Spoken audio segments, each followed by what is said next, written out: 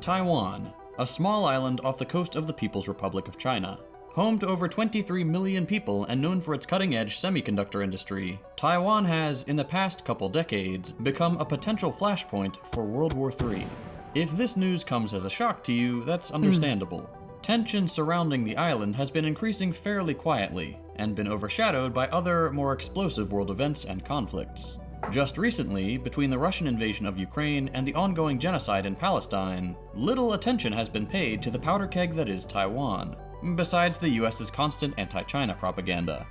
While the United States claims— Bro, this is the funniest thing. What the hell? The video in the pin isn't the one you're watching?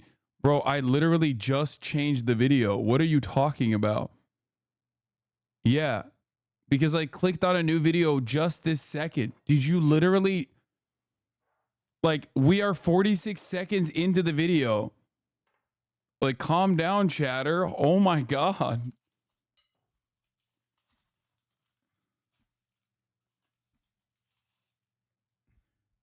What the hell?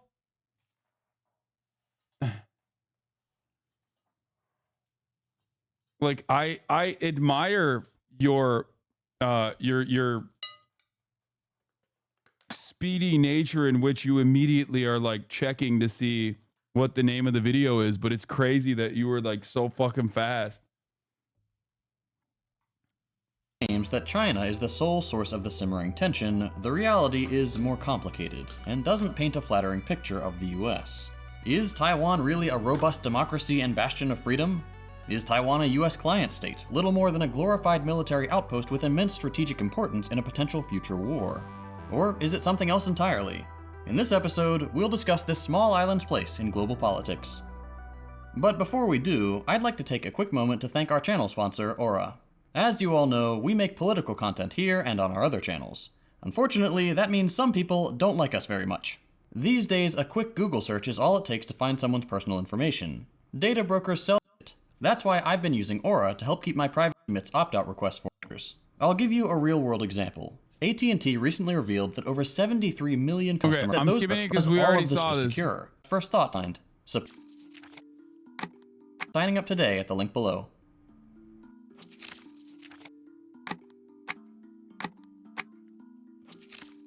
Taiwan has been inhabited by humans for over 15,000 years. Human fossils discovered in caves near Chongping and Sochen show human activity on the island dating back to the late Ice Age. Although little is known about these early inhabitants, they left behind pottery, stone tools, and other evidence of their rich prehistoric culture. They came to Taiwan at a time when it was a vital part of early human migration patterns, back when sea levels were lower and Taiwan was connected to modern-day mainland China.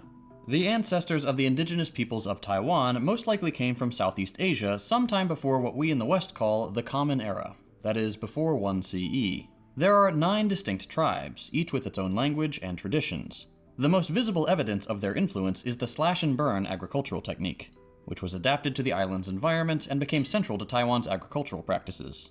Today, indigenous people make up less than 2% of Taiwan's population. China's initial interactions with Taiwan were sporadic and lacked the ambition of colonization.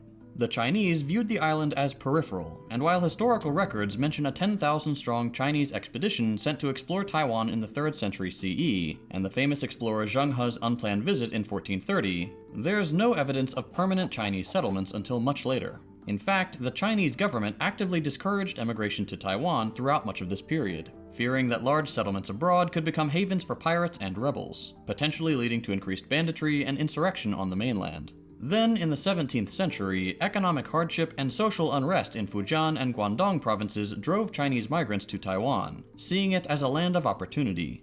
Unlike those few who came earlier for temporary work, these migrants intended to establish permanent roots. Initially, many Chinese farmers followed a seasonal pattern, staying on the island from planting to harvest before returning to the mainland for winter. As the population grew, Taiwan's agricultural production boomed, with crops like rice and sugar destined for lucrative mainland markets. Trade with Japan flourished. However, this influx of migrants began to push out the indigenous people as they cleared forest for farmland and irrigation systems. Over time, the demographic balance tilted decisively in favor of the Han Chinese, laying the groundwork for the ethnic makeup of modern Taiwan. The Netherlands and Spain made brief and notable appearances during the colonial era in an attempt to dominate trade with the East with varying levels of success. It remained a Dutch colony from 1624 until it was seized by the Chinese in 1662.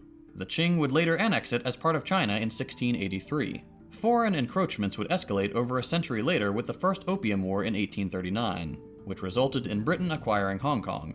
The Second Opium War further opened China to foreign trade, with the Treaty of Tientsin in 1858 allowing access to Taiwan's ports. The subsequent arrival of British consul Robert Swinhoe in 1861 marked the establishment of the first foreign consulate in Taiwan.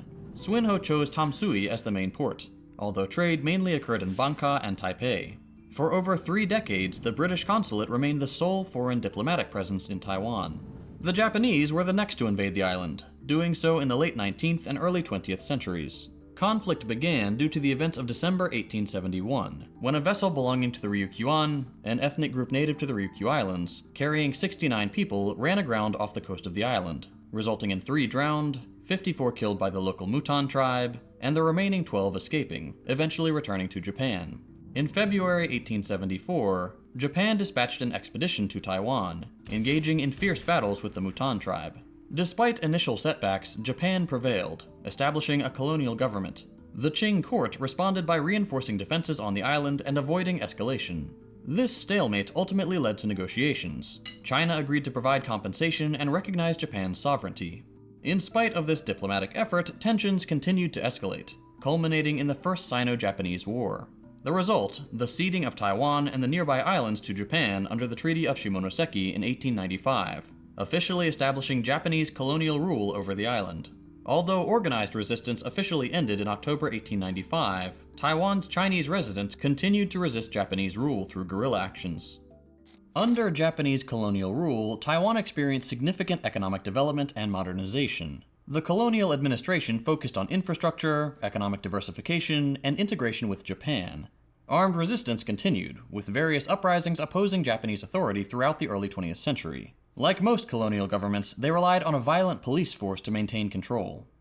During World War II, Taiwan was pressed into service by the fascist Japanese war machine, experiencing a surge in industrial production to meet its demands. They also mobilized labor and promoted assimilation through programs like the Kominka policy, which met with varying degrees of success. But before the program could be completed, in August 1945, Japan surrendered, ending their colonial rule.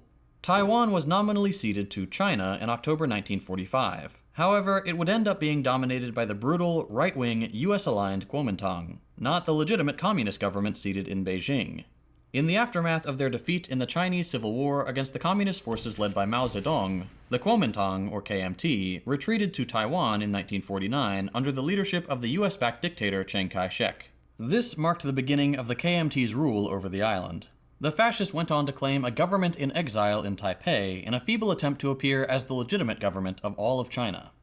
The KMT implemented a series of measures aimed at consolidating their control over Taiwan and suppressing dissent. Martial law was declared, severely curtailing opposition and political freedoms. What do you mean, legitimate communist? My man said free Hong Kong and said legitimate communist in air quotes. Brother, what the hell are you talking about? Even the American government was forced to concede on that position. Like, we're not talking about modern Taiwan. Okay, we're talking about like the fucking straight up bloodthirsty fascist KMT dictatorship.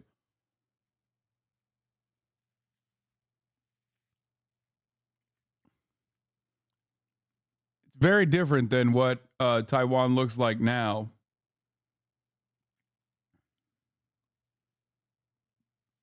KMT launched campaigns to reform Taiwanese society, often targeting local culture, language, and traditions in favor of Mandarin Chinese and mainland Chinese values. Dissenters were often subject to arrest, imprisonment, and even execution.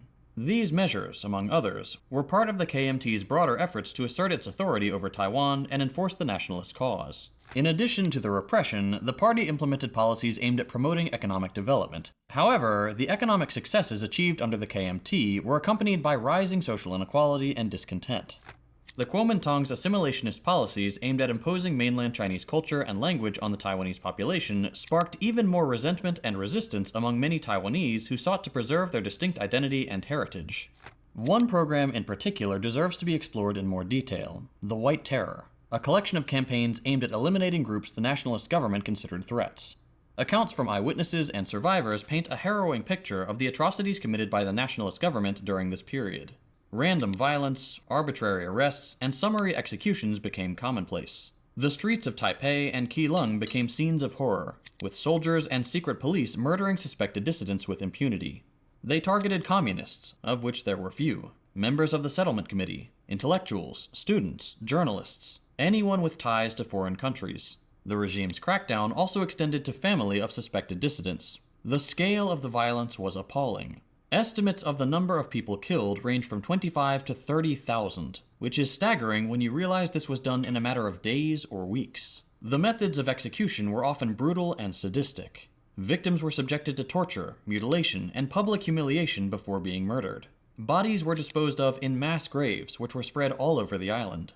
Despite the widespread atrocities, the United States steadfastly stood by its newest anti-communist vassal state. American approval allowed the KMT to operate with impunity. The US provided significant military and diplomatic support to the nationalist government, and there was little effort to address the human rights abuses taking place on the ground. This support of Chiang Kai-shek's oppressive regime contributed immensely to the suffering of the Taiwanese people. The Cold War-era policy obsession with preventing the spread of communism was not only an abject failure, but overshadowed legitimate concerns about the actual human rights violations and lack of democracy in Taiwan. It was not until the 1980s, after the gradual transition to US-style liberal democracy, that the full extent of the atrocities committed began to be acknowledged and addressed. It's so funny to consider because, like, there is almost an identical parallel in South Korea as there is one in Taiwan as well. It's just that the DPRK is nothing now, whereas the Chinese government is like a very well-developed superpower. So the while the actions early on were identical, the political calculations are a little bit different at this point, considering that South Korea is obviously significantly more powerful in the global marketplace than the DPRK is.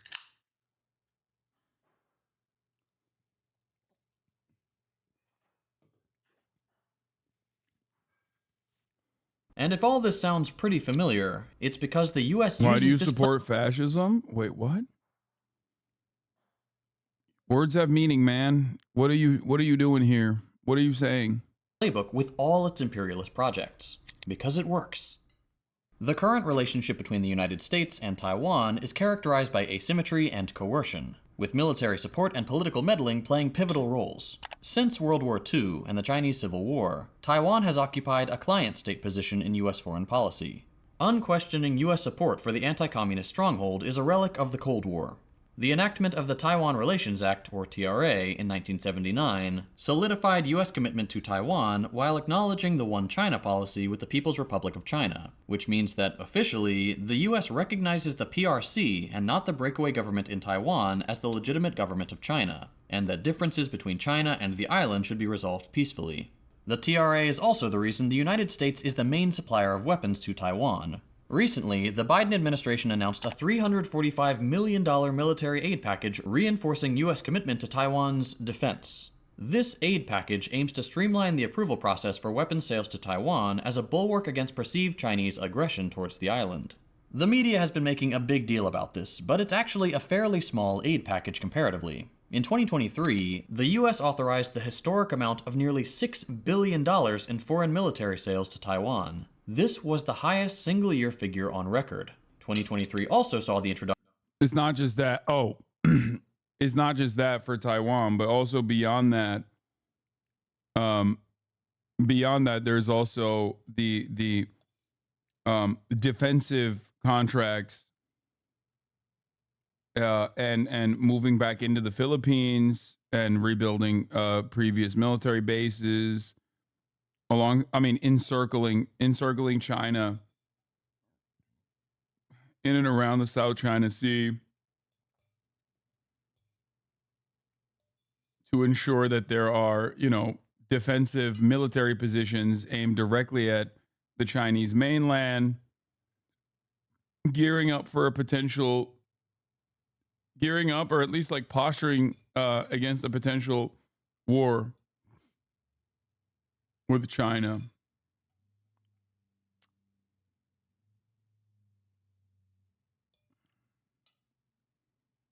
Production of another funding mechanism, the similarly named Foreign Military Financing Program, which granted Taiwan another $80 million. We won't detail every military financial deal, but we do need to look at the bigger picture. Since 1950, the total value of US arms sales to Taiwan has reached over $44 billion, with $37 billion of it coming since 2010, which puts the US narrative into serious question, namely that it's supposedly China ramping up tensions around Taiwan. In fact, this points the finger in exactly the opposite direction. In addition to this massive funding, the US has created various military exchange programs aimed at enhancing Taiwan's military capabilities, again claiming that these programs are for defense. They include joint training exercises, military education, and technology transfer initiatives. For example, the US has stationed Army Special Forces personnel on Taiwan's outlying islands. These deployments, approved under the US 2023 National Defense Authorization Act, focus on capacity building and enhancing operational effectiveness for Taiwan's armed forces. The US has supported Taiwan's asymmetric defense strategy, which emphasizes deterrence through low-cost mobile weapons and other capabilities. Obviously, China staunchly opposes US arms sales to Taiwan, with good reason. We don't exactly have a good track record. The passage of bills allocating military aid for Taiwan by the US Congress has elicited strong condemnation from China, and has only served to further sour relations between the three parties. Despite the absence of formal diplomatic relations, the United States remains Taiwan's most critical ally and arms supplier. In addition to military support, the United States has actively engaged in propaganda efforts to bolster Taiwan's international standing. This includes advocating for Taiwan's participation in international forums and strengthening economic ties between the two nations. Again, if this reminds you of another US project, that's not a coincidence. The Taiwan question may very well be answered in the next 5 to 10 years, and certainly before the century is out. But how it is answered is a more important question. Despite US saber-rattling and their apparent intentions, we can hope that the issue will be resolved peacefully. US disengagement from most places in which they have a presence would go a long way towards peace. But in few places would it make more of a difference than in Taiwan. Episodes like this one are made possible thanks to our generous patrons on Patreon. If you'd like to help support the show, and get some great perks while you're at it, consider becoming a patron. Perks include access to our Discord server,